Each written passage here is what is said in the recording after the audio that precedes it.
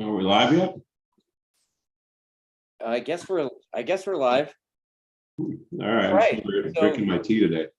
Good evening, everybody. I'm Dustin Coiner from TrackDaz here in SoCal, and I'm on tonight Ask a Superbike Genius with the Superbike Genius himself, Richard Stamboli from Fresh and Lean Progressive Yamaha Racing Team. You got it. Yes. It's only taken a whole Brought to you by Attack Performance. Brought to you by Attack Performance. Now you got to say the whole thing. God damn it. That's a mouthful, Richard. Yeah, but like I said before, it's not like HSBK, Warhorse, Ducati, New York, and I think I missed a few. Yeah, they got Medallia in there somewhere. Right. So, you know what? You just came off of a pretty successful weekend for the most part. But you know what? I wanted to start us off tonight to kind of discuss the giant elephant in the room, you know, the Scott Briodi thing on Friday, and you know what happened there. And you know, I've seen a lot of, let's just call them what they really are, is like the couch potato crew chiefs, right? The know-it-alls that know everything, and Yeah, internet trollery. Yeah, internet gold star recipients. Yeah, man. So I mean, they're internet heroes. You know, there's been, and I started hearing it actually Saturday morning, and you know, I hadn't even really heard what happened, and I heard all kinds of nasty rumors about MotoAmerica dropping the ball, you know, and not putting up the correct amount of air fins and all that. And I saw quite a bit of that chatter. And when I posted up this morning that we were doing this tonight, I got a phone call from John Ulrich this morning, and he's like, "Hey man, you're going to talk about that stuff, right?" And I'm like, "Yeah." And he basically told me the real scoop. What's the scoop? Well, I guess I was actually in the trailer because our session wasn't up or it just finished. I can't remember which one, but we weren't. It wasn't during our session, and Tom Hobson said that a rider just passed away. I said, "Really? Wow!" And so that's kind of a bummer. Anyway, continue with your story. What's the real scoop? Yeah, the real scoop is, you know, that where that dude crashed. You know, Chris went out there. You know, obviously, you know, they were pretty upset that it happened, and you know, they thought initially that maybe they just didn't put enough air fence out there. But the reality is, Chris went out there and he's like, "Dude, I wouldn't have even recommended to put air fence. That's not the trajectory." So, you know, it was like a freak deal basically. And well, what I heard was, and again, I didn't see it, I don't know all the facts, but I heard he saved a high side and then tried to ride it out and got to the wall. And I heard it was an unprotected wall. Yes, that's is that accurate? Correct. Yeah, yep. So I mean, I have some Google Earth if you want to show people what the track looks like in my perspective. Yeah, let's talk about that, because you know, that'll kind of give people a perspective that they maybe didn't have when they were watching the race on TV or watching that session that basically got cut off, right? So yeah, I mean, nobody wants to watch somebody die. I mean, I think that was respectful to take that's pretty morbid. Yeah. But you know, obviously the internet trolls cannot be stopped, right? Well, I just want to say one thing. I know the guy passed away, but he had the luxury of passing away at something that you like doing, I would assume, or else he wouldn't have been on the racetrack. Right. A lot of us are not going to get, I'd say a majority of us are not going to get that luxury. We're going to die in our own vomit, or with cancer, or in, you know, sleeping, hopefully, or get run over by a car, or get in an airplane crash, or drown, or get burned, or all kinds of ways you could die on this planet, other than doing something you like. A million ways to die by Richard. Is that what's happening? No, I mean, it's true, right? I mean, yeah, there's a lot to be said about doing something you like for the final moment of your life. So at least you got that. I mean, I don't really feel that bad for him. I feel bad for the people he left behind, because I think he was 50. So I don't know anything about him, but he's probably the bread earner, maybe. You know, so I mean, I think he had a 16-year-old daughter at the racetrack, And so for her to see that, I mean, it's just probably horrifying, you know? So I feel for his family more than I do for him. Like I said, he got to go out the way he wanted to. Right. Right. I think that's fair. I think that's a fair summary of what happened. But yeah, let's take a look at the track map, man. Oh, okay, yeah. So I got this Google Earth thing up because I wanted to kind of get an idea of what it looked like from the you know that perspective. So let me open her up here. Where are we at? There we go. So you see it? Yes, sir. So that's that turn 11 area right here. So if you zoom out, this is the entire racetrack, and you can kind of see the way the racetrack goes through. This is about where our pits are, and then this is the lead up. This is the final corner, lead up to turn 1. Then it goes around to turn 2 here, 3, 4, 5, 6, 7. I think that's called 8, 9, 10. No, I'm sorry. That's 8, 9, 10, 11. So this would be turn 11. And then you're back to the final turn here, 12. So if you zoom up on it, so this is where the guy crashed, right in this area. And I don't know if this is an older photo, Google Earth, because this is all concreted now, and this is where a paddock would be, right in this area. And so if you have a look, this is about where our pit was. Our pit was right at that door opening, that wall opening right here. Yeah. And so our perspective is this way from the racetrack.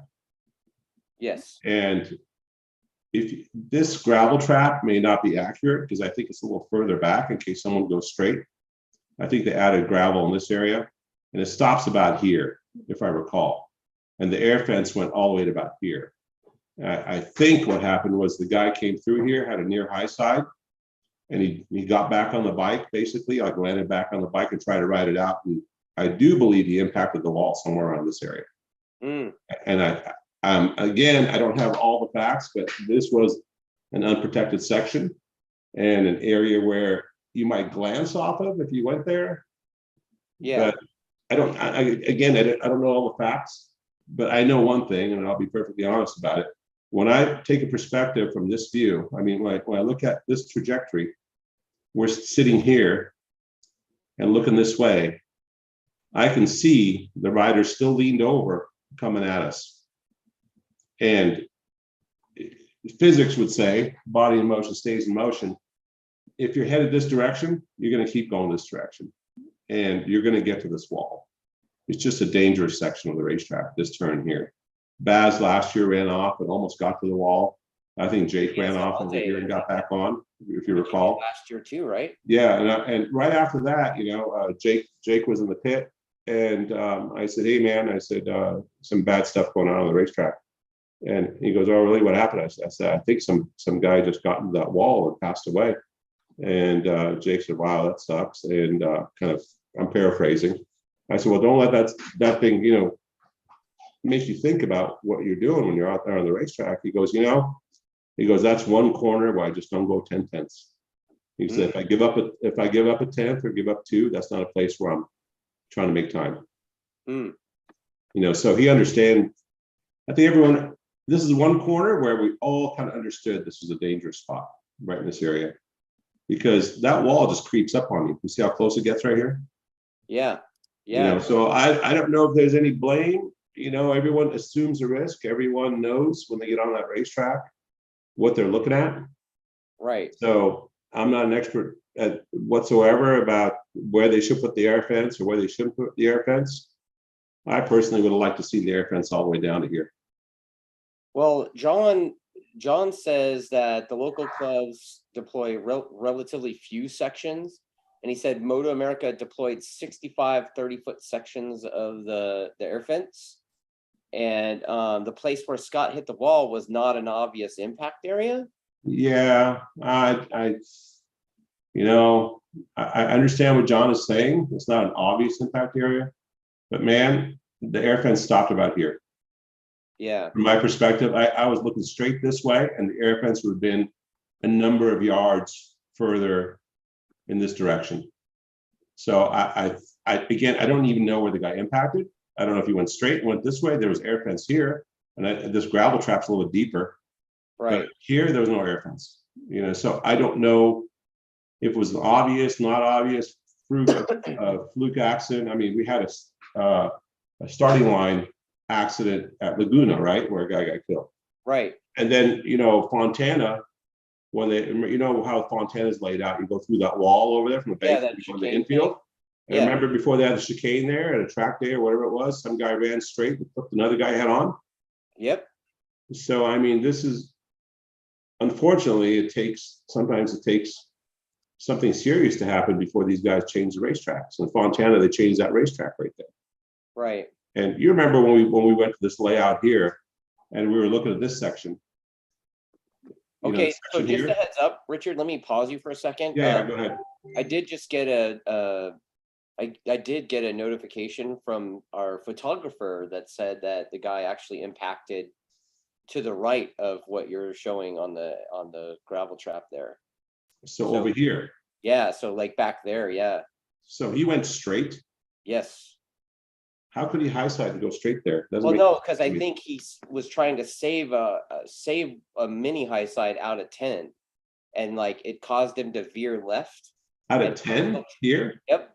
And I guess he was still trying to gather it up or whatever. You know, like. So he went straight this way.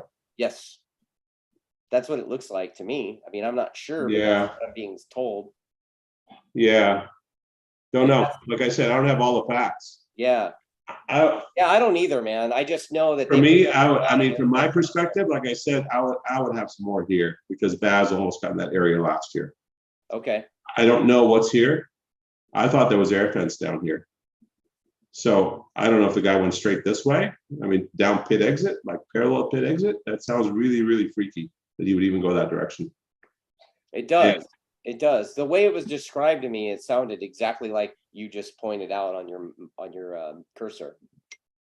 This way. Yeah. So straight this way. John just texted me right now, and he said the guy veered hard left and hit before the air fence that you're talking about. So he hit over here. Yeah. Wow, that's really freaky. Yeah, it was just a freak accident, man. I mean, the reality is we plan for all kinds of shit on the racetracks, right? But like, there's still freaky stuff that happens. You know, that's yeah. I mean, there's unprotected sections of Laguna-Seca, right? Yeah. Going up over turn 1. Mm-hmm. And you know, sometimes when the walls are that close to, you could bounce off them, even if there's air fence there, and end up back on the racetrack. Yeah. Yeah. So I mean, what did that do? Like, did that change the attitude? I would turn this off, right? Yeah. Did that change the tone of the riders in the pits at all, or did it change anything? I think they had something the next day, like a little mini service or something. Okay. And that was about it. I mean, you know, we're all kind of full boogie until the bad thing happens. Right. You know, you can't be thinking, if you're thinking about that stuff when you're on a racetrack, you probably should not be on the racetrack. Copy that. If you're thinking about that stuff when you're in any situation, you know, you probably shouldn't be in that situation. Before we move on, I'm just gonna point out that, you know, the Road Racing World Action Fund is like this nonprofit thing that buys all that air fence for us, and you know, it clearly works. What's the rider's name that crashed into it on the M14? Scott. It's Tyler Scott, I think, crashed into it, and he ran off and kind of glanced it. Yeah, the bike got kind of into it, and he's a pretty strong kid, man. He was yanking that bike up from underneath it real quick, real good. Yeah, he was motivated. Yeah, he was. Yeah. So, okay. So that being said, let's turn our discussion to the racetrack itself. You know, Rhino 411 says he would love to know what you think of Brainerd. You know, all the riders have asked. All the riders I've asked last year were not fans, mainly due to the facilities and the difficulty to get bikes back after crash spots. Yeah, it's like stepping back into the 90s a bit. like nothing's changed over there since when we raced there in the 90s. Except the layout that you're using, right? Except the layout, yeah. So they clipped off the drag strip in the last couple turns, and they have to come back and do some zigzags and back on the banking and stuff. So I enjoyed the track the way it was, but the facilities were always never stellar there. Right. You know, I mean, for the urinals, they have this gigantic trough. You know, I mean, it's just the bathrooms are horrid. I mean, I think it's great but there was a lot of fans. Yeah. And we saw billboards all the way from St. Cloud up to Brainerd. And on one side, you're like, wow, this place is just not a world-class facility, not even close. But then you see all the fans, you're like, man, should we rob these fans of all this fun they're having? I mean, they're one guy I met in the elevator at the hotel. He's like, he wasn't there for the races. Like, oh, you guys go to the motorcycle races? Yeah. And he goes, yeah, I saw advertising down in Minneapolis for it. No kidding. Yeah, 2.5 hours away. So it's like advertising in Los Angeles to go to Laguna Seca. You know, so it's kind of a big deal for that area. On the one hand, the place is like, I mean, I don't know, riding the place last year with you, the first thought in my head, even when we were driving the rental car around the track the first time, was like, dude, there's balls everywhere. You know, that really stands out in my head. Like, I remember we went and stopped the car in turn 10. We're like, shit, this ball's really close. You know. Well, then the other thing too with that place is that there's all the seasons there, right? So the track's always a mess, like the actual surface.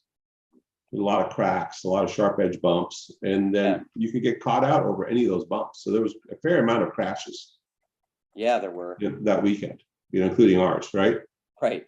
So if you're trying to do a hot lap, you're trying to set a fast pace, you kind of have to be a little bit on the conservative side, you know, because it'll catch you out. It's caught us out a few times, that track now. I mean, you say that, but Jake did do a 29.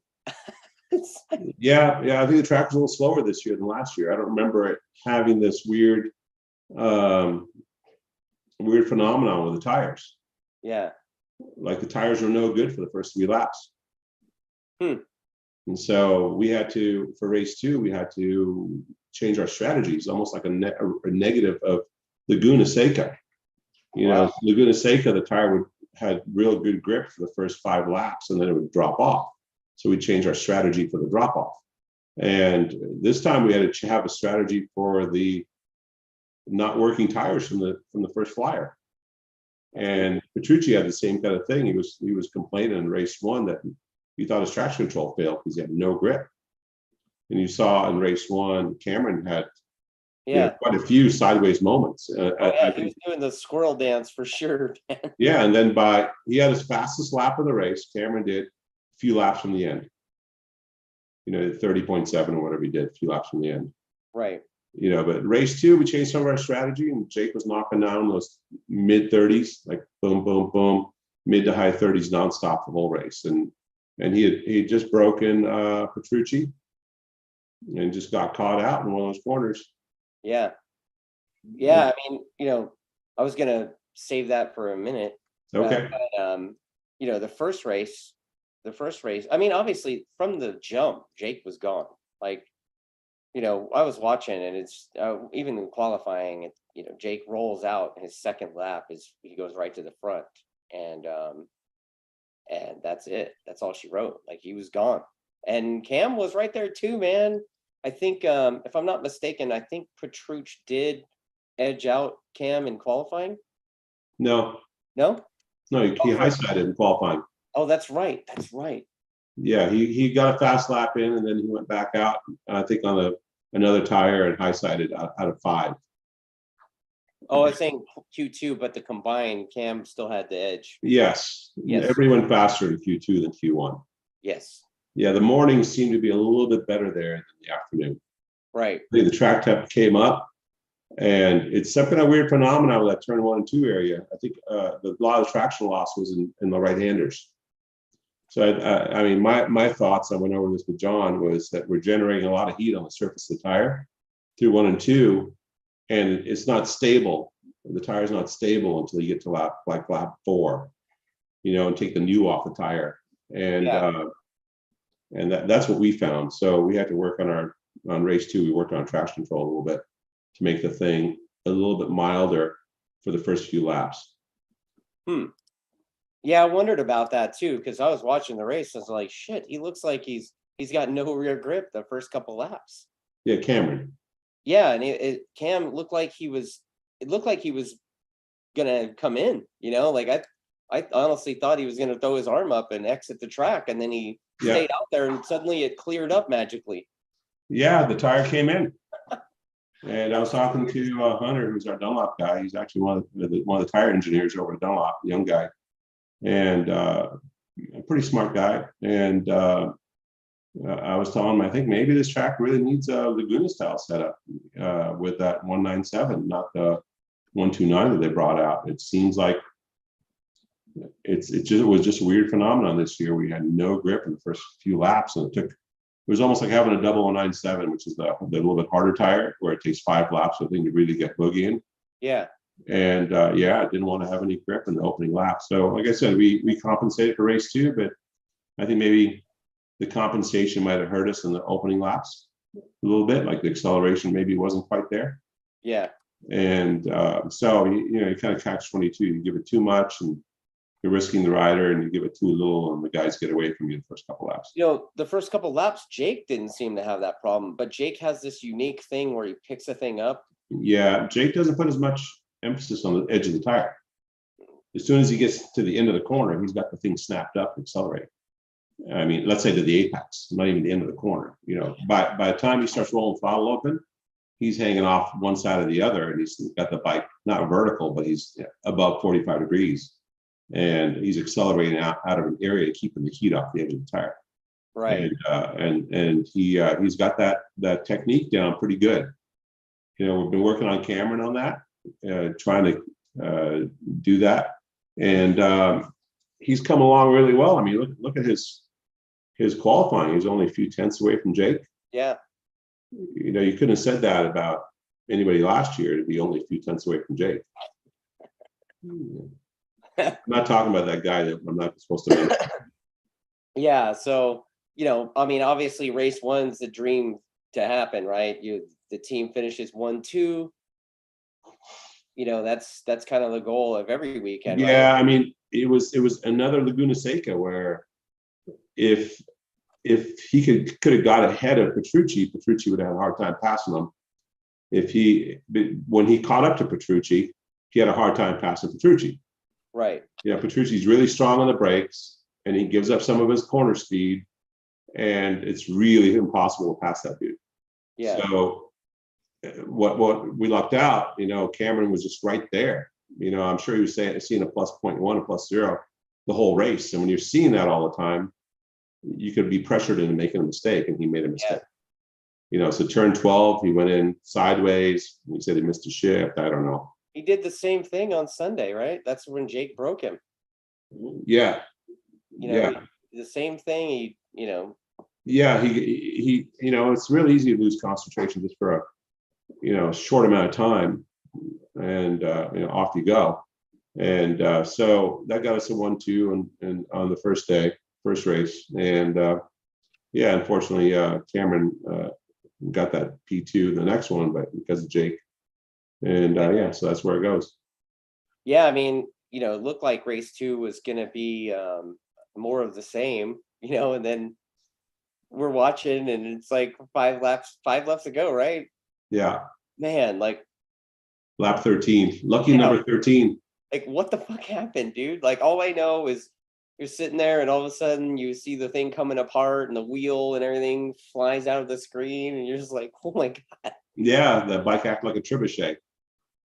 It just spun around and launched that front end up in the air so high, went out of the picture. Yeah, sheriff came over and gave me a ticket for not having a drone license. FAA violation. Yeah, I said, let me see your FAA. You own that drone that's flying around? What drone? The one with a wheel attached to it. Oh man, that's crazy. That's crazy, man. It's it was a spectacular crash, and not the first time I've seen one of your motorcycles do similar things. So like the biggest ask I've seen people is that, what would you compare it to the 2018 at Utah crash? Like, who did it better? I think this one got the altitude record for the front end, Okay. and the other one got the distance record. Okay. Or, I think it did more tumbles. This one did less tumbles, but they were very violent. That one just kept on tumbling forever. I think it was a higher speed crash. Okay. You know, that guy I don't want to mention, he tipped over like some damp curbing, and it just went straight at a really high clip. It was like fourth gear or something. Yeah. I'm sure it was top of third. I'm pretty sure it was fourth gear turn. Yeah. So, and then the bike started tumbling. Our bikes seem to like to tumble front to back.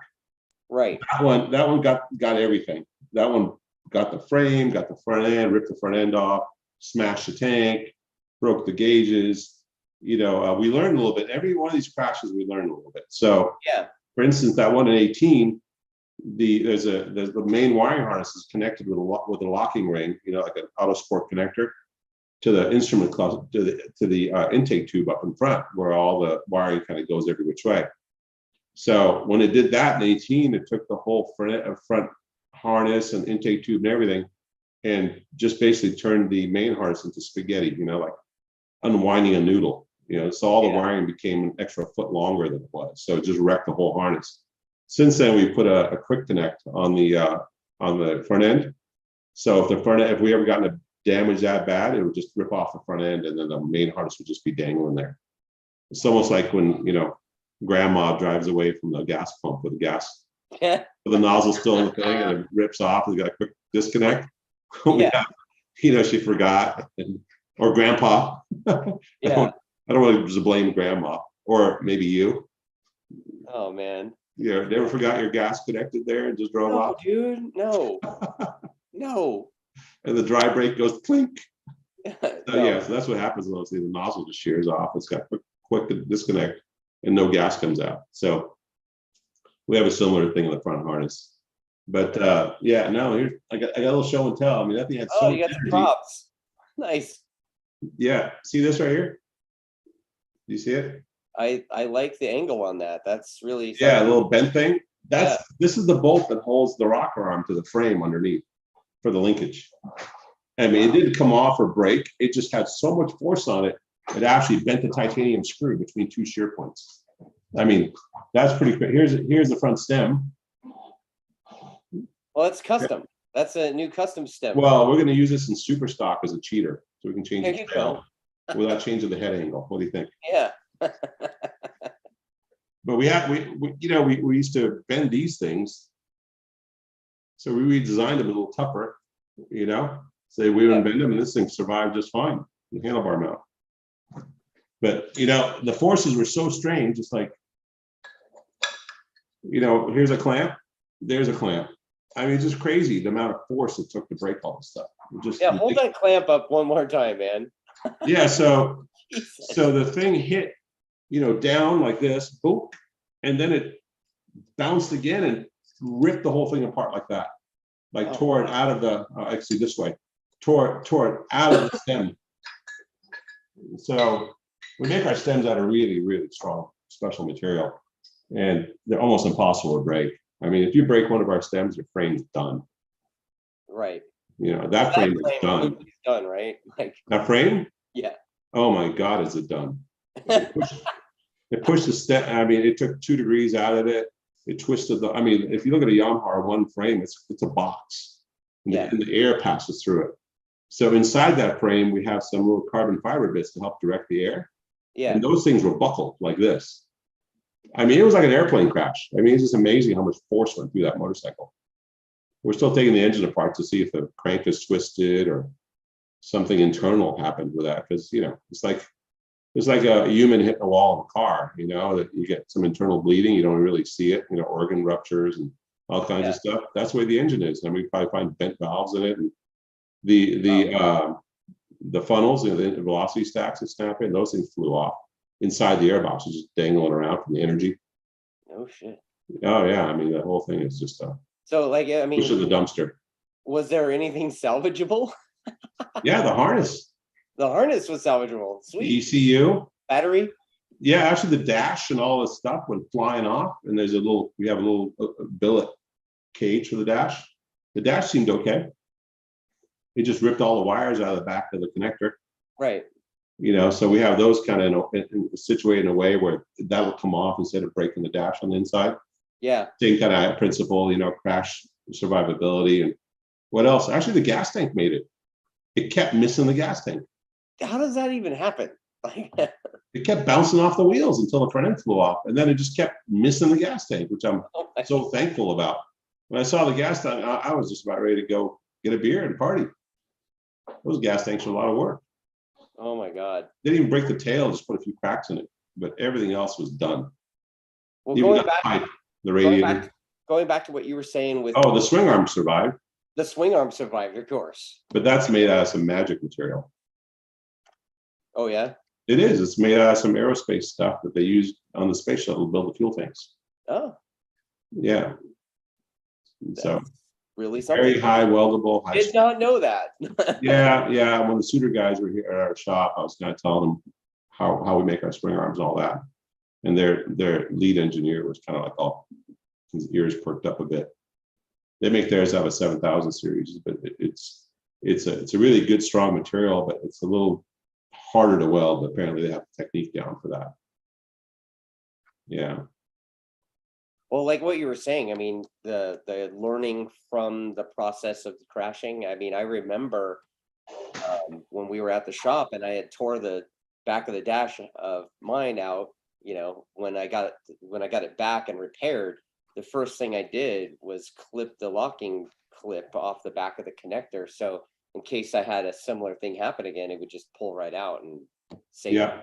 Yeah, I remember it took all the socket right out of the back of the dash to ruin the motherboard of the dash. Yes. Yeah. Yeah. So that's something similar we have on ours, the Autosport connector without the lock, and then we have some heat shrink over it. So if it got yanked, it would just release, but it doesn't do anything on the racetrack because the whole thing's held together. So I'm getting quite a bit of commentary here, and I want to kind of catch up. All right. Everybody, just kind of chatting and shooting the shit. Richard, what are you gonna do? Okay, so let's see. It is ask, not tell, right? Yes. Yeah. Yes, that's why I just let you talk, man. Yeah, there you go. Okay, so let's see. Joseph Novella says they could have mowed the grass a little better. Come on, man. I don't know about that. I think Jake did a pretty good job mowing the grass. Yeah, I mean, like I said, the facility's a bit rough. And I know they go through all the seasons and climates. They can't exactly have a well manicured facility there, but it didn't seem like they did very much from the last time we were there. I mean, it looked like the exact same racetrack. Put up some air fence and away we go. Well, I mean, they did kind of pave a section, right? Yeah. And one of the I think our riders said, I think it was better without the paving work. Fair enough. There you go. That's just a comment I wrote down on our notes. Right on. Okay, so let's see what else. The lap times were slower this year than last year. Were they? Okay. Yeah, I think so. I have to look at all the average speeds. I think Jake was on a really good clip before he crashed. I mean, he was just doing constant mid 30s to right. 30s, like hardly any laps in the 31s. So maybe the race pace was better. Jake's of course, a little bit better this year. Our bike's a little bit better, so that should come. I think the track was a bit slower. Okay, that's fair. Let's see here. Speaking of tires, what did the boys think of the new front? 3 laps and it came off. Okay. Yeah, that new front is a little bit rounder. Okay. And the reason why we did that was we went out on our normal front and did a bunch of laps, got the rhythm going, got the lap time down to where you're doing consistent laps, came in, grabbed the new front and a new rear, go out and try to do the same. And a few laps later, Jake came in, got an air pressure adjustment. Cameron came in after the session was up. He's like, nothing to be gained on that front. It was harder to stay in the middle of the corner, like leaned over. So the front's a little stiffer carcass. I think for that racetrack with all those cracks and sharp edge bumps, I think wasn't really well suited for that. It might be something different for Pittsburgh. It might, because Pittsburgh's a little smoother and it's got a lot of G outs and it's not flat like Brainerd for the most part. Brainerd, the corners are a little banked, but the facility's pretty flat. There's no elevation, so can't generate as much force on the front tire, let's say. And that Japanese front's a little stiffer. It's a lot more like a Bridgestone MotoGP tire. Oh. So it should be less prone to chatter, you would think. But it was rounder and didn't really want to stay in the middle of the corner. But something we're going to play around with at Pittsburgh and see if we can make it work. Cool. Okay, so let's see here. Mark Kyon. Shit, I forget how to pronounce that dude's name. He told me. I think it's Kyon. I'm just gonna go with that. Sorry. Good enough. Okay, so Jake gets up to speed and out front really quick at all the tracks, but it seems more so at tracks newer to MotoAmerica, like the Ridge and Brainerd. Is his technique what's making his pace more pronounced? I think his technique works better at some tracks than others. Like his technique works better at Brainerd and Ridge because of these style of corners. These slow, pick it up and go again, not as flowing, even though he was getting a lot of lean angle at Brainerd, a lot more than Cameron was, believe it or not. Really? And Cameron's more flowing. But also, if you were watching timing and scoring, both of our guys jumped out to P1, P2. Like Jake and Cameron exchanged P1 actually a couple times. Right. So Cameron's been getting up to speed really, really quickly too. I mean, we were in a really great place up until Sunday, 5 laps to the end. So I think both guys were in a really great place. I think Jake's got Petrucci fairly covered. I think that dude's learning more and more and coming.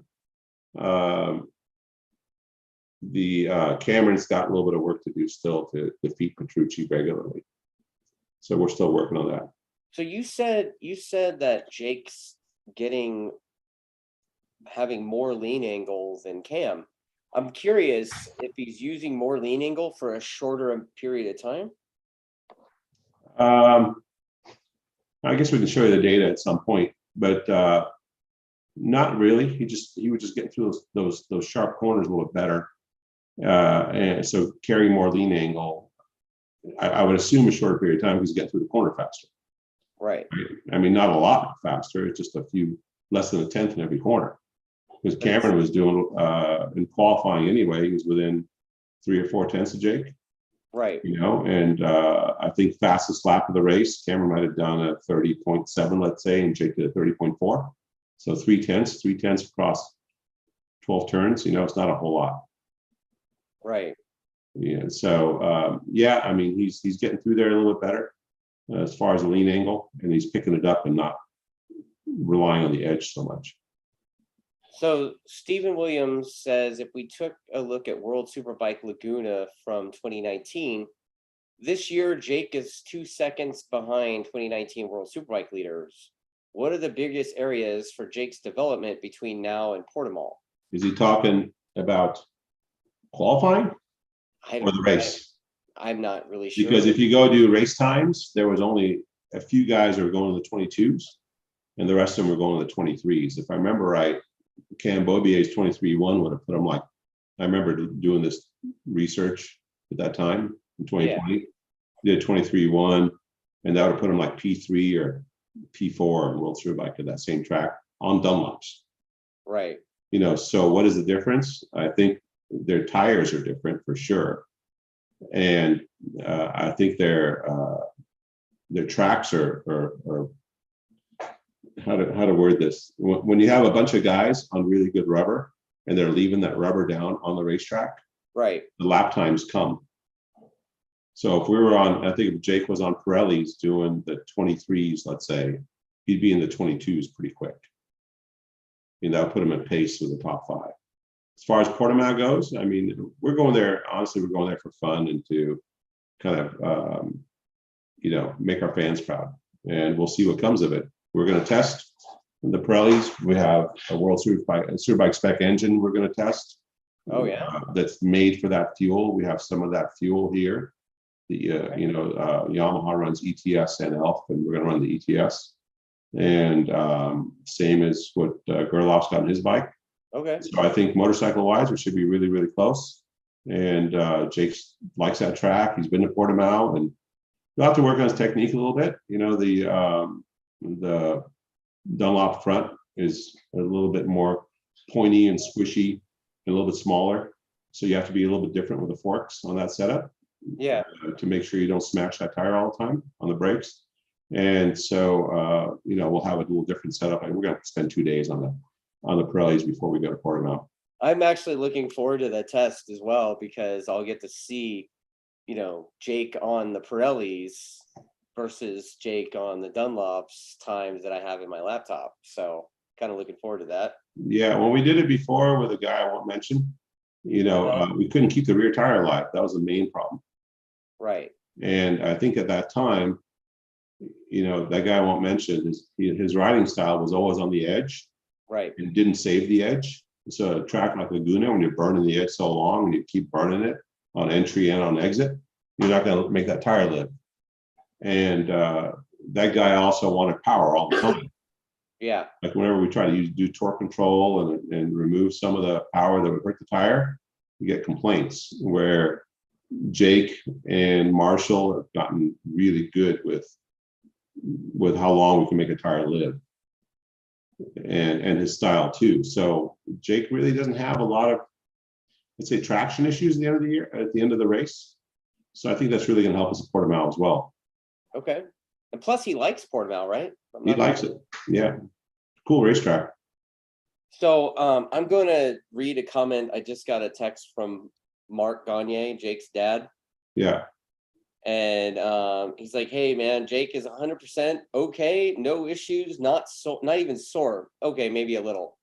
Yeah, he asked him how he crashed, and he said because he was going faster than everyone else. And then he said to shut himself up. Shut up, Mark. Well, I could tell you how he crashed. Yeah. And he basically was on the gas as long in that sector as he was on his fastest lap, and fairly late in the race. And he had some head shake going into that corner.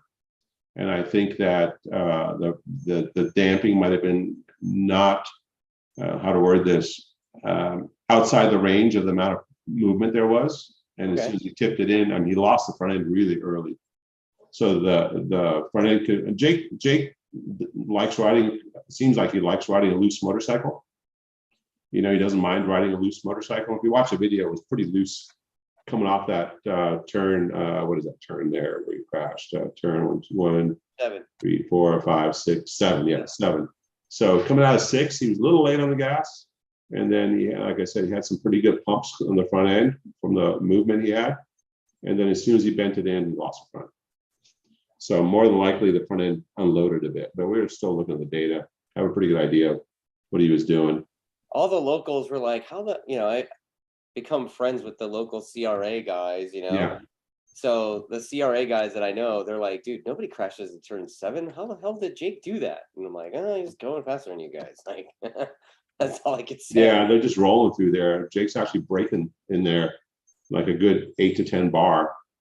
So you're really, really scrubbing speed, and you're coming off a pretty good clip, that drive from 6. And it's a sweeper.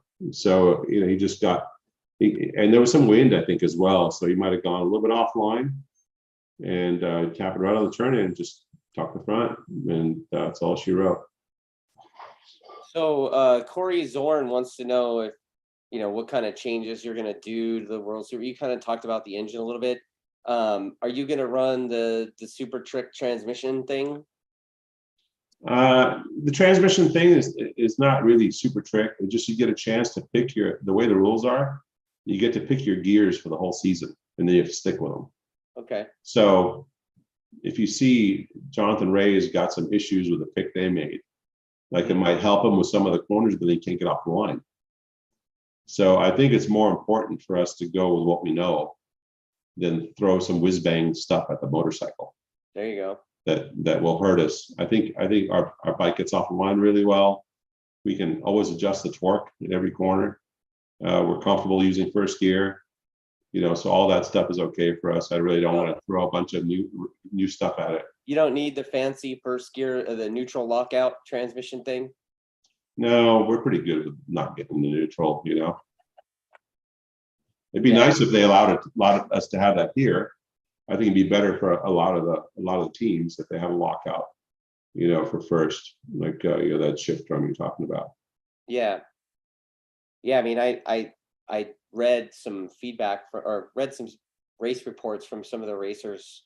Max Flinders, I guess, had a false neutral thing too. So, a lot of riders, I guess, aren't comfortable getting into first gear all the way. And you and I talked about that quite a bit. And I know you've worked on just even though it's something as simple as the lever placement. Yeah, the lever placement, the lever ratio, the amount of blip, the amount of force that the rider puts on the pressure sensor to initiate the blip. Yeah, all that stuff has to work in unison. And then a lot of times they'll have a problem when they get a little lazy too towards the end of the race, or they don't concentrate on making that last shift a little bit further. A little more ankle movement, because it does take a little more rotation. Yeah, just a little bit, not a lot, but so they'll feel that first click and let it go. So they get a little lazy, and it goes back to the rider not rotating the shift drum enough. They feel that first click in neutral and they leave it. Right. Yeah, so they got to go click. It's like follow through. Yeah. I mean, look, when I went with you guys in 2020 to test at the Ridge, I must have false neutral, I don't know, 27 times that day. Yeah. And then you're like, dude, what the hell are you doing? Like, and you had me move my shift lever just a tiny bit, and I never got it again. So yeah, probably. Well, see, sometimes your body position is such that you can't move your ankle a certain way, so you got to move your lever to get your. It's all about positioning, and 99% of the time is the guy doesn't have the lever in the right spot or the leverage properly. Right. Right. Okay, so more questions coming in. Yeah. Okay, so let's see. Joseph Block says our little group of track dayers live 10 minutes from RA. I'm guessing Road America. Live. I guess they live 10 minutes from Road America, and also made it Road Atlanta, Road America. I think Road America. Okay. Based on where he's going, but they also made it to Brainerd the last 2 years. Will MotoAmerica return to BIR for 2023? And if not, would you recommend another track as a replacement? BIR? Was he talking about Brainerd, Road America? Yeah, I think so. Did he switch to BIR? You think we should switch to BIR? No. I mean, he's asking about BIR or Road America or Brainerd. Oh no, he's saying, like, do you think that they're going to continue going to Brainerd, BIR, or BIR, not VIR? BIR, yeah. Yeah. I don't know. I haven't heard that. I heard BIR scheduled a car race over the top of our weekend. Oh. So that might be off the schedule. That's interesting. Yeah. So I have a feeling we'll go back to Brainerd. Okay. I have a feeling. Let's see here. Hopefully they have contacted Andrea Dasoli. I messaged Phil Marin, Andrea Dasoli yesterday saying we had some Americans coming over. I don't know. I must have missed some of the conversation in there somewhere. Andrea is the Wyoming race boss. Oh, okay. Yeah. And I don't know what he's talking about, but yeah, I go through Yamaha US and Tom Halverson usually talks with them, like he liaises for us. Yeah. And there's some conversation regarding some technical specs about the racetrack, like, so stuff we can get to make that first session a little easier, like sector lengths, and we can do a lot of stuff on Google Earth, figure out the race line and figure out how long it is between each sector, what the length of the track is. But sure is nice if those guys just give you a table, you plug it in your ECU and you're done, So so we're getting some information, got some information regarding the fuel and what type of ignition timing it likes and things like that. So Chris Bore, what would you consider to be a good weekend for you guys at Portimao? I think I mean, I have to be realistic, right? I mean, those guys have been riding all season, bunch of seasons. You know, I think top 10 is a good weekend. Top 5 is a win. Wow. You know, so outside top 10, it's we came, we saw, we got home. Yeah, yay. Yeah, Had a few beers in Portugal. nice. You know, so you know, I mean, being anywhere in the points on World Superbike is pretty good. I think top 10 is realistic. You know, keep your nose clean, put in some fast laps. Jake's been inside the top 10 in the World Superbike before, so it's not unrealistic. He did on the Honda, and that was an old bike, not the new Honda. You know, so I think it's realistic. If we do our homework proper, I think he can be in the top 10. Yeah. You know, to be top independent, I think it'd be very, very difficult. You know, Bassani, I think it's Bassani, right? He's super fast. Gerloff's super fast. There's a few independents right now that are really, really fast. So top independent again would be a win. Okay, so Kenitsugu has a comment. You all can. Yeah, Kento. He said that you talked about the Pirelli front. How does the Pirelli rear Superbike slick differ from the US Dunlops? Again, the only people that rode it in World Superbike on our bikes was JD Beach and that other guy I won't mention. I was asked not to mention him anymore. I mean, you know, I actually have a comment from a guy in there. I'm not going to mention him. There's a comment asking why, and like the only thing I could say, dude, is you got to go back earlier. You got to go back a few. Go to Daytona. Yeah, go to you get an idea of why. Find that one. Yeah, let's go all the way back to Daytona this year, and we'll start that whole spastic routine all over again. Oh my God. But anyway, so I think if the Pirelli is set up properly, it's better. If it's ridden properly, it's better than what we have right now with the Dunlops. It's obviously seen in the lap times. So I just think we have to get that set up. JD was still working on his Superbike experience, basically. I mean, we came off of riding, you know, Stalkers, 600s. Right. Got on our Superbike, so he had a pretty big, he had a lot, you know, big shoes to fill. Yeah. And the other guy just wanted a bunch of power and wanted to burn the edge of the tire off. Right. So that was different. And you're not going to make a tire live like that. I think the Dunlop proved to be a bit more resilient if you have a bad setup. But I think the Pirelli's faster if you have a good setup. Is that making sense?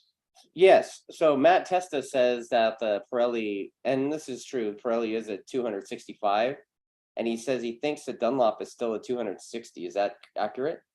Yes, I do believe so. Okay. Yeah, and the front's a 125 on the Pirelli, the Dunlop's a 120. And I remember that when JD hopped on when we did that test, we did a day or maybe two, I don't remember. Yeah. Pirelli's at Buttonwillow. And as soon as he put that front on, he was like, oh my God, that front. And JD was never a front end guy, you know, flat tracker, likes the thing, you know, sideways in, sideways out. And not necessarily the guy who's going to pull the lever all the way to the apex, you know. Right. So, but he really liked that front. So I'm curious to see. And obviously, Jake's ridden it, but he hasn't ridden the newer tires because last time he rode was what, 17? 18. Yeah. So 19 they came out with a newer spec stuff. Yeah. I do believe the new front. Yeah, the 125. Bigger rear. Yeah, the 125/70 and the 265. Yeah. Yes, exactly. So I think Dunlop does have some tires that we tested. You know, remember when you were there? Yes. And I think you rode our bike for a few laps scared. Yes, I'll admit that. You said, I'm faster on my stock bike. I was faster on the stalker. Because you were scared. Well, I was scared. I was going to give you the V, not for. I was going to give you the V, not for valor. The V for vagina. Yeah, thank you for that. I'm never gonna hear the end of that. Your eyes are like this big. You're like, I can't believe how fast this thing gets from down the straightaway, and you're I into was the like, next dude, corner again. I like, riding that thing. I was like, dude, I feel like a fat slug. I'm late for everything. Dunlop has a tire which we tested, and Jake rode it, and he said, "Wow, that tire's like cheating." So I know they have that thing coming out. It was supposed to come out this year, but I think now it's going to happen next year. So I'm pretty sure Track Records going to get smashed again, and they have a new bigger front too. That Hunter told me that Taylor Knapp, who's their test rider, put the thing on, like he put on that new rear and broke his track record of the Dunlop test track, his own personal record. Then he put on a DOT version of that front and went another second faster after he put a bunch of time on that rear. That's crazy. Yeah, I mean, they do have a couple of items coming out. I think it would be pretty freaking competitive. That's interesting, man. But then again, Pirelli goes and steps it up again too. Like everyone's always working on something new. Yeah, it's always tire wars, right? Yeah. So I wish they were both on the racetrack at the same time. That's when you'd really see development, like in the old days. Yes. And we get a lot of free tires. Well, that's the biggest thing, right? Nice $6,000 bill every weekend would go away. And I know you'd rock the Pirellis if you could. Well, we've been down that path before. We were a Pirelli sponsored team. We won Daytona twice with that. We actually swept Daytona twice, 1-2 with those Pirellis. Wow. Yeah, back when there were a lot of competition. Okay, so more talking about future tracks. Is Pikes Peak still open and a viable option to open the Central USA mountain region to MotoAmerica? Pikes? No, that place would never make it on a schedule ever again. It's called Walls. I mean, you run up against the bank wall. I mean, that went out in like 1990 something, didn't it? I remember Eric Bostrom winning that thing every time he raced it, and it didn't matter what he was riding. He rode like I think he rode didn't he ride Miguel's Honda RC45 and won, and then he won it on a Cali. That was our first AMA win at Pikes Peak. Paul that Harrell, track was like a little tiny bowl, like it just, I don't know, man. Yeah, our Formula Extreme bike. Yeah. So Paul lapped. It was Andrew Stroud, and then with Doug Toland was riding the other Honda Arian bikes. Yeah. And we built a Formula Extreme bike just to mess with those guys because they had been upset. It was some goofy thing that happened at Laguna Seca where, anyway, it's a long story. So we built a bike just to mess with those guys. We were racing Superbike, and Paul went out and smashed everyone with that thing. That was our first win in AMA because we were really concentrating on Superbikes. But we're like, we'll do this Formula Extreme thing. What the hell? Well, when I met you, you were pretty much focused on the Formula Extreme. Yeah, we switched to that when we got on Suzuki's. Right. Well, you were doing it on the R1, R7. Yeah, that's right. We did the R1, R7 thing before that. Yep. Then we did the Suzuki's. Okay, so let's see here. Yeah, test is like the Pirelli front is far superior. I couldn't tell because I haven't ridden on anything but Pirellis since 2009. No, you rode on Dunlops, but you were very scared. Yeah, I did ride on your Dunlops, but like, shit, dude, like, that didn't tell me anything. Okay, so Danny Cunningham says that he recently totaled his motorcycle in a bad crash, went over a car really bad. How do you and some of the racers recover from a bad accident? Our racers have absolutely no memory. Like Jake will have a crash like the one he did, and they'll hop on another bike and go break the track record. Yep. The very next session. We saw that at Buttonwillow during the testing too, right? I mean, they live for the sport. That's what they do. That's what they focus on. I mean, you hit a car, that's a whole different thing. You got to keep your eyes open, I guess. I don't like riding on the street. Me neither. I like riding on racetracks. Everyone's going the same direction normally. Yeah, I mean, for me personally, it helps to know why I crashed first of all, and then I could, in my head, be like, okay, don't do that again. It's oversimplifying it, but that's really what it is. It's like, oh, well, I fucked up there. Don't do that again, right? So, I always get back up and get going again. Yeah, I mean, we'll do a post-race data dump and look at all the stuff, and then try to talk to Jake or Cameron or whatever about what they did, and then try to go into the next race a little different process. Let's see here. Corey Cowan says they would have to have pit stops for the tire to last. 45-second laps would be 60-lap race. Oh, I guess he's talking about Pikes Peak. Yeah, we finished 1-2 there with Pridmore and Tom Kipp, and yeah, you couldn't hardly the lap times are so short. It's basically an oval with a couple of zigzags in the middle, right? And the lap times are so short you could barely get the pit board set up and put out again. We had to go do it again. It Got sounds Disney's like looking around. It's like a velodrome. Yeah, it's a stupid racetrack. I mean, it's just a dumb racetrack. We'll never go there. Let's see. He's like Kento says he hates Tilke circuits. Sorry if I pronounced that incorrectly.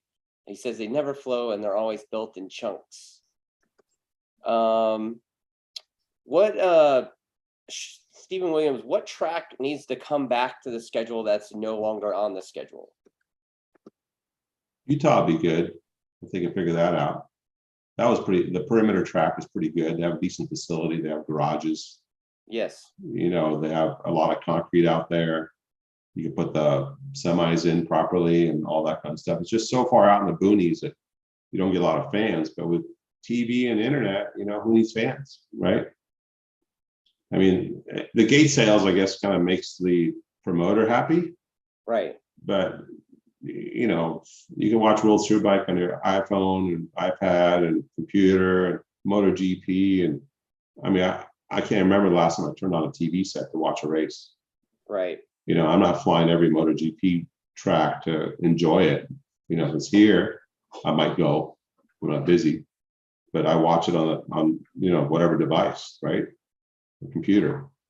And it's just as much fun. Okay, so Kento's Chloe's clarifying Kento's comment about the Tilke track. I guess it's in reference to the new track at Tennessee.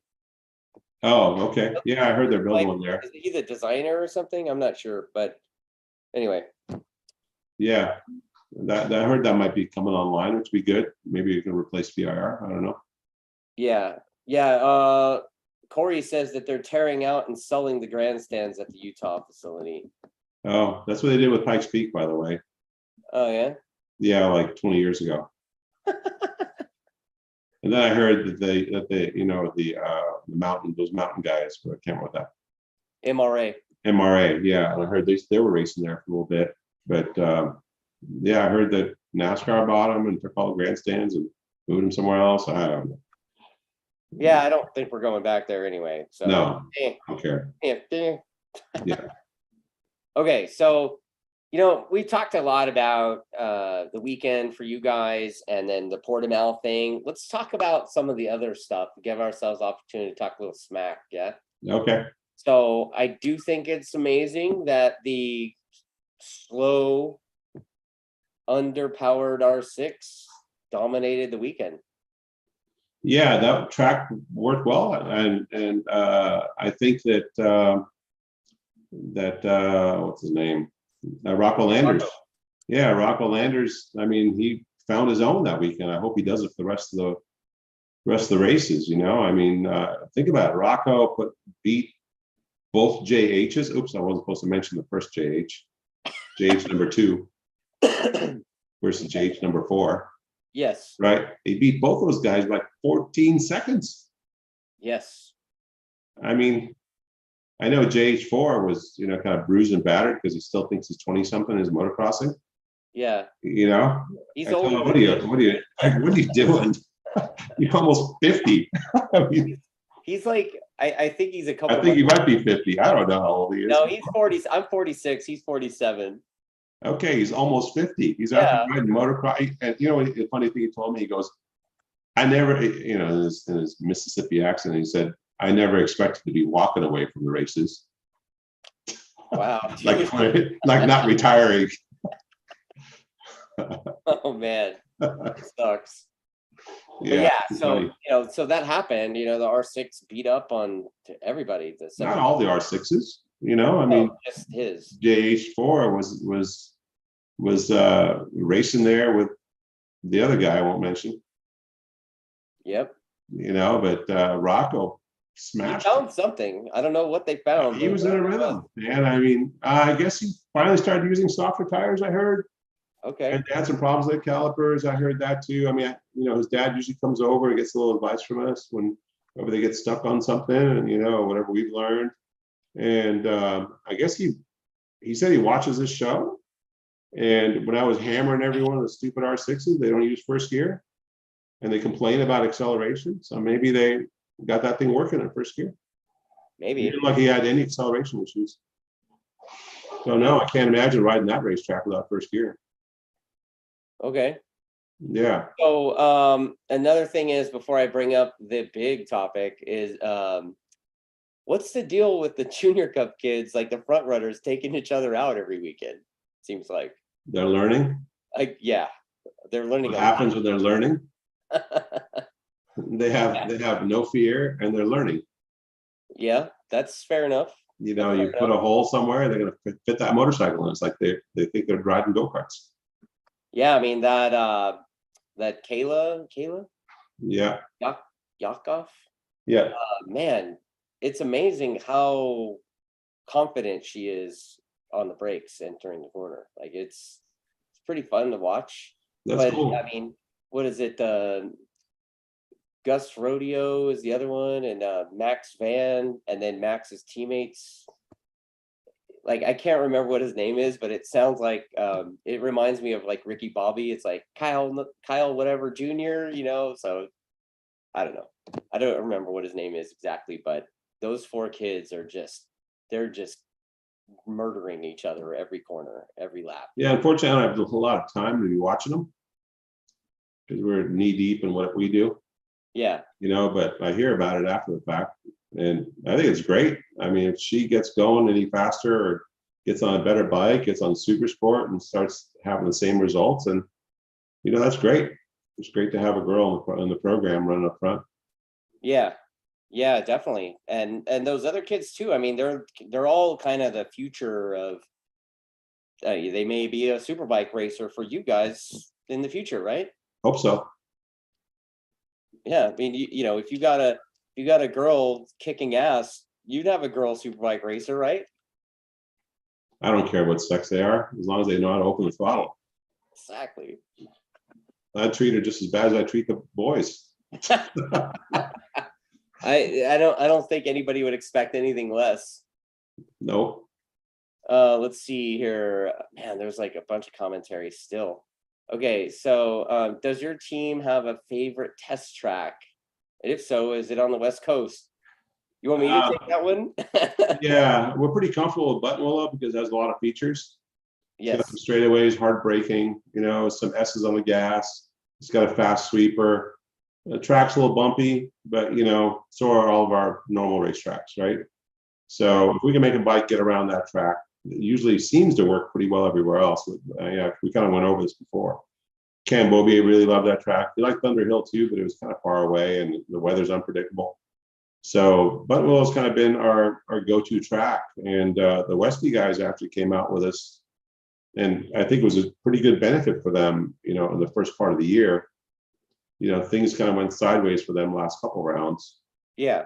And especially at Brainerd, Laguna and Brainerd, I think. And I think Ridge, they struggled a little bit too. So they seem to do this mid-season struggle, and then they come back strong at the end.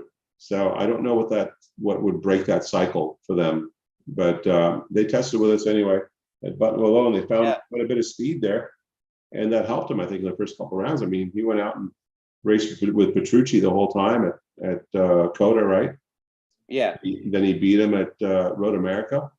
Yeah. He took the win at Road America. So I think that track worked out well for getting a lot of things accomplished. Whereas, I like Chuck Wall. It's a fun place to go ride, but you don't really learn anything there. It's just a flowing racetrack, no hard braking. You know, use a couple of gears for the whole racetrack, 3 gears. You don't Right. learn shifting. You don't learn shifting to first. You know, all that stuff is critical for the tracks we go to. Okay, so Chuck Forker says, please ask about the Portimao Wild Card. We already did. He says he has a few friends that with your team, and it should be a fun weekend. However, Stanboli kind of scares me. What the hell's so scary about me? I don't know. I told him, I was like, I told him I would tell you that, and that my wife says the same thing. You know, I think people confuse scary with focused. You know, when we're at the racetrack, it's all well and good, and we joke around quite a bit inside our own pit. I don't really leave the pit that much, our truck, and go shake hands with everyone and do all, because then I'm not doing our rider a service, you know. Right. So every minute I could spend on trying to make the bikes better and make the rider better, then that's a minute going forward. You know, I'll leave all the handshaking to Chuck to get up. He shakes enough hands for both of us. Yes, he does. Yes, he does. He's definitely a handshaker, baby kisser, for sure. Yeah. He can be the governor of the paddock. He's probably I'll going be to the enforcer. saying that too. What's that? He's probably going to be in my ass about that too. No, he'd agree with you. He's like the mayor, dude. Oh, that's what they call him, the mayor of the paddock. Yeah. Yeah. I thought he's more like Dear Abby of the paddock. Oh, wow. Dear Abby of the paddock. Oh, man. Dear Abby, what should I do about my blah, blah, blah? Oh, hold on, let me go see if I can fix that for you. I'll be right back. Oh, man. That's really funny. Yeah. Okay, so I'll then, be fine. I know what Dear Abby is. People. Jerry McDouglas says, can you talk about how AMA, and then parenthetically MotoAmerica, has been dead for over a decade now? You kids weren't even there back in the Bostrom Brother days. Youngsters acting like they know everything these days. Like, what? You know what? I'd have to say something. MotoAmerica is really, even though the economy right now took a little bit of a dive because we got an idiot in charge in Washington. Yeah. You know, like a complete moron buffoon, you know, brainless moron. I don't know what else I could say about that guy. But giving foreigners all of our money and raising our gas prices. That's all I can say. But anyway, back to our subject here. Yes. I'd say MotoAmerica is on the upswing. I mean, we'll near the shop, we'll go have lunch somewhere, and inevitably some guy will come up and doesn't even know who we are and say, hey man, nice shirt. Yeah, Jake Gagne is really kicking ass, and man, your team is or that team is doing well, you know. I was like, what do you guys do? Oh, you know, we drive the truck. You know, oh, you go to the races? That's cool, you know, that kind of thing. Yeah. I'm gonna go to Laguna-Seca and check it out. You know, so you hear a lot of this stuff. Yes. We get tires put on my car, and the guy at the counter is yapping at me about our stats. You know, so it's kind of coming back to where it was AMA days. The difference during the AMA days was a lot of the manufacturers, mainly the red one and the green one, you know, were involved, and they were throwing a lot of money at the riders. Yeah. And I think that encouraged them to advertise the riders more and do things like that. I wish those guys would come back. You know, I hear it never. You know, it's maybe some Japanese guys have to die that were here during the DMG days, but DMG really screwed up the sport. You know, they really pissed off all the manufacturers, mainly the red one and the green one. Oh yeah. You know, Keith McCarty was smart enough to keep it going over at Yamaha side, and Suzuki obviously stayed in there. You know, but other than that, everyone left. So it's a hard road to bring that all back. But you know, the series itself, I think, is doing good. You know, they could do without some of the clown show stuff we got going on. Yeah, I was gonna say the long delays again. You know, I gotta say something about those stupid bikes. The oiling the whole racetrack is just getting out of hand. You know, they oiled the whole racetrack when they showed up to Road-America. They oiled the whole racetrack at Laguna-Seca. They oiled the whole racetrack at Brainerd. Getting tired of watching MotoAmerica guys out there with brooms and stuff, and then somebody goes out and crashes in it. Yeah. I guess they DQ'd Kyle. Wyman. Yep. And he was all sore about. I guess I heard he was all sore about, oh, it's not fair. This, that. You know what, man? If your team oils a whole racetrack every single weekend, you don't deserve to be there. Wow. Nothing on Kyle, but that team needs to get their shit together. They're the factory. That's Harley Davidson, dude. That is not It like doesn't matter. That's even worse, right? Right. If you think oiling a racetrack is normal, then you got your head up your two-cylinder, you know? There you go. I mean, you look at all the metric bikes. I don't want to be un-American and say, oh, it's all foreign bikes are better, but look at all the metric bikes, right? How many times can you say, oh, there's been a 1 hour delay or half-hour delay because somebody rode around the racetrack, oiling down the racetrack? Let me see here. Let me think. 0. Right? Yeah. I mean, if a guy crashes a bike, normally the oil's in one little area where he crashed or some water. They sweep it up in a few minutes and you're off and running again. Put some dry sweep on. But these guys just ride around with that stuff spewing. I mean, the reality is those things weren't really designed to be doing. They weren't designed at all for what we're doing. No. And they don't have a massive engineering staff making those things what they're trying to do out of it. I mean, I was talking to Bobby Fong.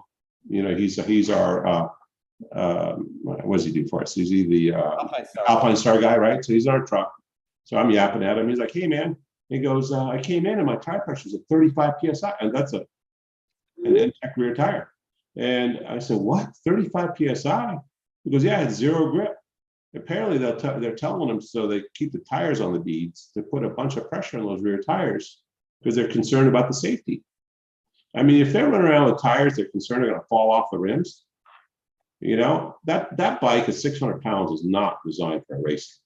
Right. You know, just put the beer in the thing and go to the beach and have a good time.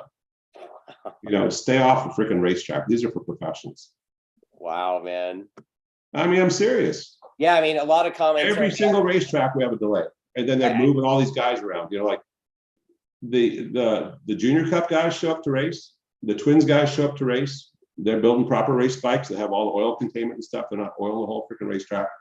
You know, they want to have their time on the racetrack. They invested a bunch of money to show up, and now all of a sudden they're juggling the whole schedule around, and they're cutting races down to 5 laps or whatever because there's 6 guys on the racetrack, and they got to have this show with this stupid bag on.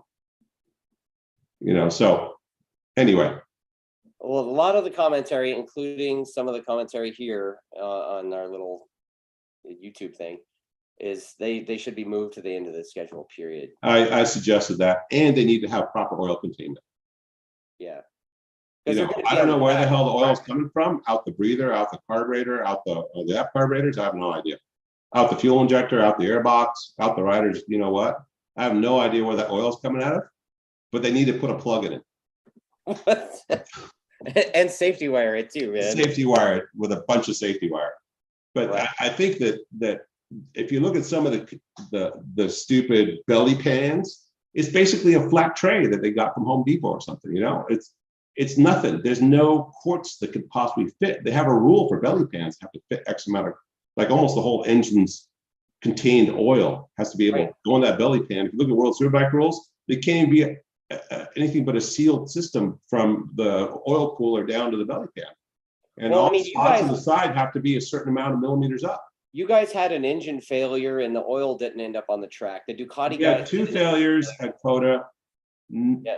They pulled over the side. Everyone kept on going. The BMW had a failure in the same day, same corner, and no red flags. The Ducati had 2 failures.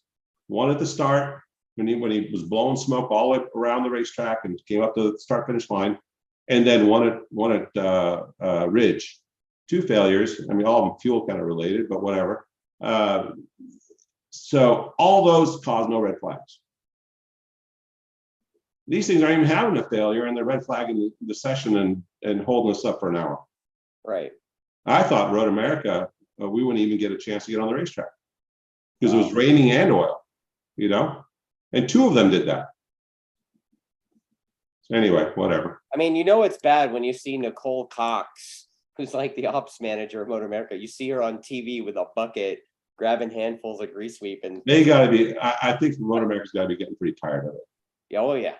You know, when they DQ the whole team, I know Harley probably gives them money, and they probably give them a lot of shit too for all the stuff that's going on. But just move them to the end. That way, if the whole racetrack, you got all night to fix it, and put proper belly pans on them. You know, I think those things should cover the sides of the engine. But then that wouldn't be a bagger with those stuff sticking out, right? It wouldn't look like that. I mean, the BR1000, when they raced that thing that Harley did, that thing had a proper belly pan on, even though it didn't fit its style, classic style. You know, it had a proper belly pan on it. I mean, you know how the belly pan came about, right? Yeah. Yasutomo Nagai was killed. Right. You know, I was calling Edward's teammate in World Superbike when I can't remember whose Kawasaki blew up and he went and crashed in his oil.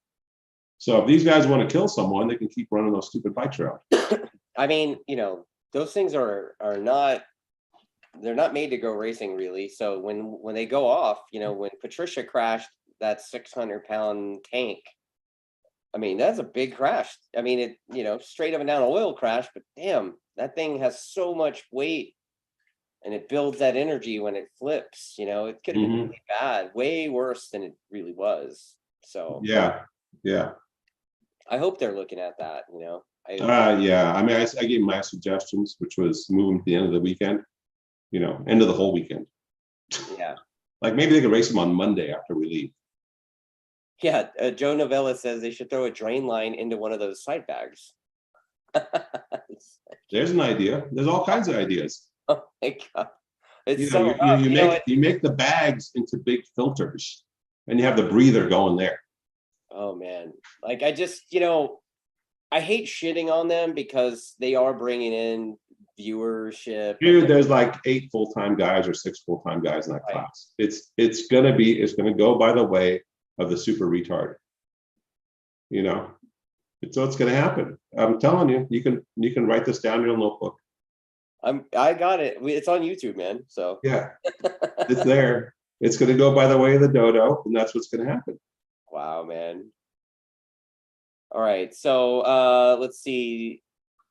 Our buddy Tyler Bangford, you know, the guy that wants to ride on the team, because he. Oh yeah, that guy. Yeah, like he wants to know if we've talked about your hair yet, your perfect hair, because I kind of joked that I joked in the promo that like we were gonna discuss Mike Canfield's perfect hair and Will's beard trimming tips. Yeah. And he said, never mind Canfield's hair. I want to talk about Richard's. Yeah, I use a razor blade. We all do, man. Yeah. Okay, so oh wow, dude. That all started in basic training. When I got my first haircut, you know, I'll line up and get that haircut.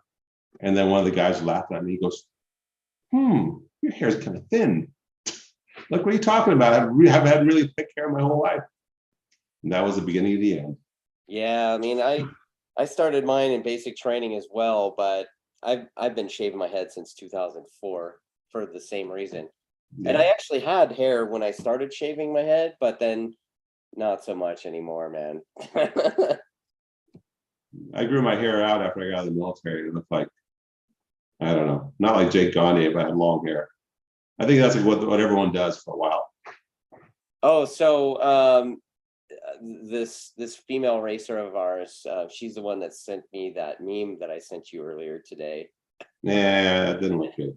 No? No. I've been defaced. No, I've been defaced. I mean, come on. I put my face on some guy with a pink shirt on. Come on.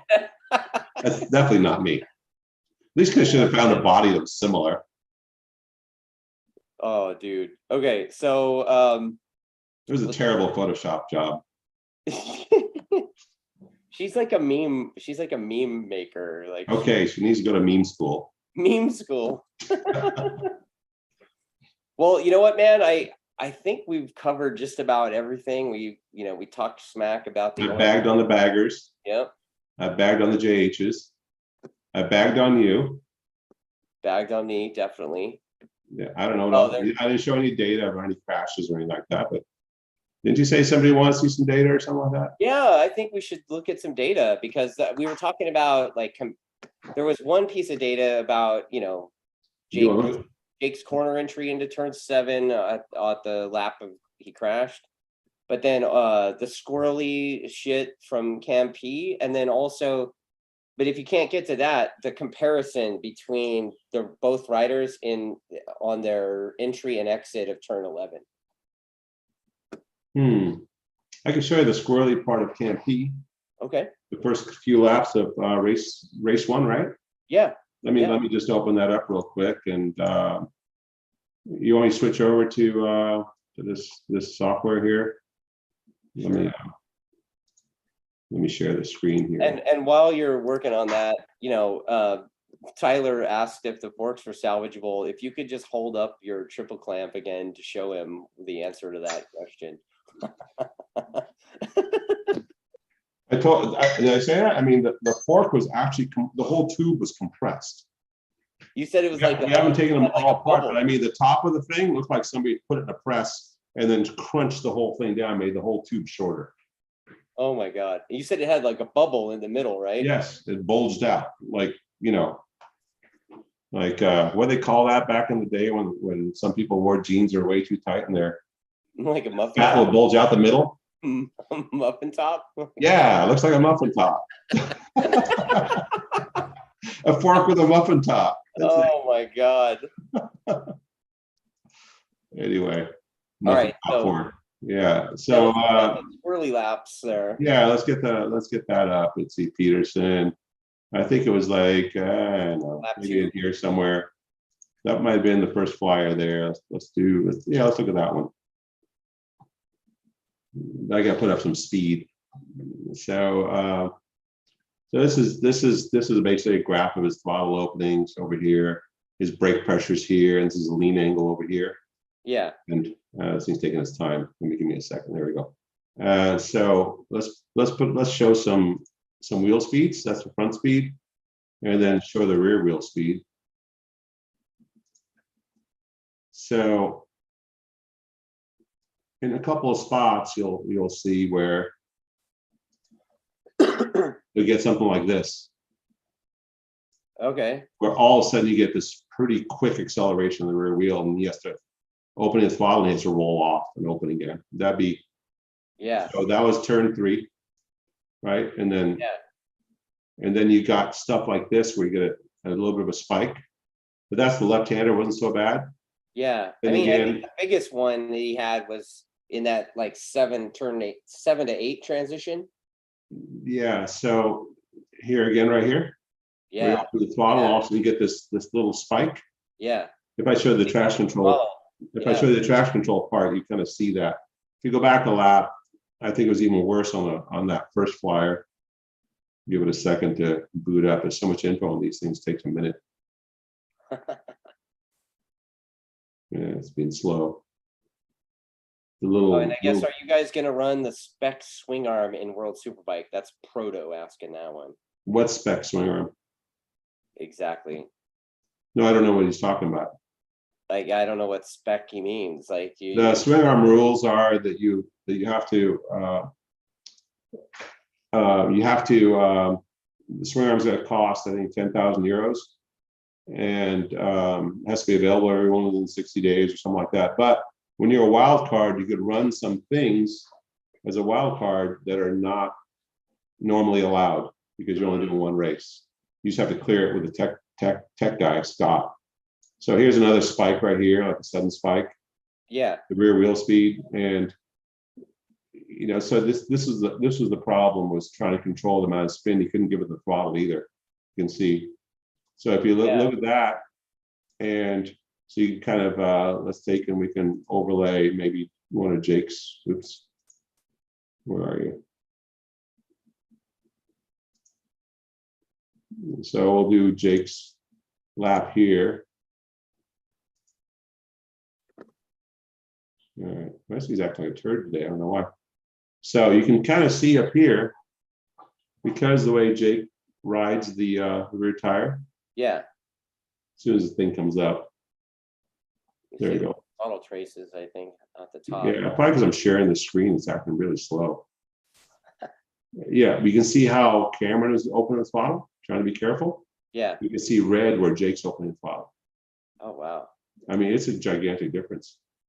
But, you know, the lap times weren't that different, you know, like a few tenths, but that's what it takes to be a few tenths faster. You know, so then let's show Jake's crash, right? Yeah.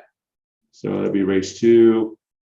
Going here, so he did 54.8 seconds on that lap. And I'll compare it to the lap before. Let it boot up all this data again. So this is, again, something that most teams would never share, but you're like, yeah, this is what happened. I mean, I'm not showing anything really crazy. It's throttle position, brake, wheel speeds, and lean angle. Everybody's got that info, you know? Yeah, he leans over more than the other guy. Okay, go figure that out. You know, I'm not showing you how our ignition cut is happening throughout this track, you know? Right. The important strategies are still on another page. You know, I could probably show you all these little tabs right here. Every one of those tabs is another template.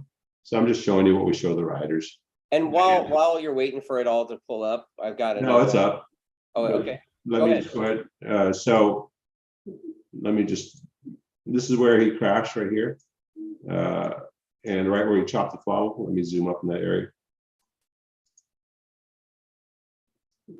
So you can see the amount of brake pressure he was holding. And then right about here is when the thing started flipping and it got the lever and got 14 bar. You can kind of see it right here where he went straight off the racetrack. So let's compare that to, let's say, the previous lap. Yeah. And this is kind of stuff that we do just to see, hey, what happened? So, where the distance line? Something went up somewhere. Here it is. Okay, align. Yeah, align. Oh, no, I didn't want to align it. Okay. Oops. Because it's not the. That's processing. Yeah, go ahead. Tyler did want to know what led to the decision to one-off World Superbike round. Is this a precursor to his seat opening up? Just kidding. To Jake going to World Superbike in the future? No, you know, we're every year Laguna-Seca will come around. I've always been, since we did the World Superbike in, the wild cards in MotoGP in 12 and 13. Yeah. We did 5 MotoGP races, and I just really love the professionalism of that series. And you know, it's just the next step up. It's something that everyone should want to go and do. And if that opportunity comes up, then you should take it. And so we would always go do like 18 and 19. We did World Superbike at Laguna Seca. I wouldn't say we were as well prepared as we are now, not even close. And so it's something that if they kept coming to Laguna, it'd been nice to do it at Laguna. Last year, we tried to do it. Let me skip that. Okay. Last year, we tried to do it at maybe Indonesia or someplace because no one had been there. And Jake was having surgery on his leg, so we didn't get a chance to go there. And it probably would have been a rush deal anyway. I think this time around we have a little more time to focus and prepare for it. Yeah. And so it's just something. It's just a challenge. You know, we're all here for the challenge. And Testa wants to know if this is a precursor for Attack going World Superbike racing. You know, you never know. You never know how things will pan out. So okay. Here we are. This is red is a completed lap. The lap before did 30.9. So pretty okay lap, not a great lap, but okay lap. And green is his crash lap. So if you see here, I have to align the bumps a little bit, put some suspension up. But anyway, if I even did that, he held the throttle open a little bit longer. Okay. Down in there. And then he didn't have a chance to. I think he realized pretty quick that he was in trouble because he didn't have a chance to really brake. This is brake pressure over here. And this is his brake pressure before the crash. So the bike crashed almost, and you can see right here, the green. He had more lean angle right there. So he was trying to get the bike to turn And then right where that lean, this graph here is lean angle, and right there is where it crashed. Went to 75.8 degrees, and then it went up, down, and flipped, and then all mayhem after that. This is a normal trace for lean angle. Yeah. So yes, he got in a little hot, a little faster than he should, a little offline from the wind. Didn't get a chance to get the bike slowed down, and try to, basically just lost the front almost straight up and down. And there was some other stuff happening with suspension. Like I said, it had a pretty good head shake in that little area right there. Yeah. I think the front suspension could have been, maybe we can tune it a little bit different next time, so we can soak up some of that and slow down the action. So those are some of the things I'll be suggesting when John and I meet on it at the next race. Wow, man. Is there anything else you want to see? Like, the guy is human, and he. No, he's a robot.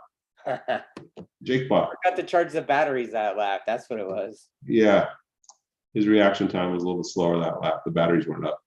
Yeah. So yeah, I mean, that he said there was a little bit of crosswind. It was a pretty windy day, and the wind, I think, was going this direction. So all that, I think, played into the factor. And like I said, Jake doesn't mind riding a. Let me stop sharing this thing. Jake doesn't mind riding a loose motorcycle, and when you have a loose motorcycle, and you got suspension moving up and down, and can't be quite as precise, and you can get away with it most of the time, but sometimes it'll catch you out. Right. That's interesting data to look at. I mean, it just that little bit. You talk about the bagger some more? If you want to. No, I don't want to. I said my piece on that one. Maybe your favorite rider could ride a bagger, and then you could really have fun with it. No, because I think they'll be gone. Oh man, all 6 of them, or 7 of them, or 8 yeah. of them. So I did get a bunch of questions about Gerloff and why you think he's not finishing as high as he maybe should be, or we think he should be. Because they after he crashed in the top rack, I'm pretty sure that and Ray, I think they put him in a room and they waterboarded him for like hours at a time, and said, if you don't not hit anyone ever again, I'm guessing, but I'm pretty sure this is what happened. If you hit anyone ever again, we're gonna do some serious shit to you. Like, I'm kind of picturing the Days of Thunder meeting, It's probably worse than that. Because he can do a fast lap, but then when he gets in the races, he's so clean, he's having a hard time passing anyone. But they took that fire right out of him. That's what it looks like to me from the outside looking in. I heard they had a stern talk with him, though. Very stern. Well, Richard, you know what? It's been a fun evening. Yep. So the next round is what? Pittsburgh? Yeah, pit race, and then we're going to come back and test some Pirellis. Yep. And then we're going to have all of our World Superbike stuff sitting here, and then we're going to go to New Jersey. And the truck will go from New Jersey to Barber, sit for a week. We'll come back and do some more World Superbike stuff at the shop. Yeah. And then once we're done with Barber, hopefully we win the championship. We don't crash little motorcycles between now and then, hopefully. And then we're going to rush back after the banquet, not drink as much this time, so we can actually get a good night's rest and rush right back and crate up our bikes and put them on Delta Cargo for Lisbon. Nice. Yeah, so busy schedule. Yeah, it's gonna be fun. I'm excited about going there with you guys. That should be a hilarious trip for us all. I don't know. Whenever we do these things, I don't seem to ever relax. I'm not out there sightseeing. We're just working in a different box.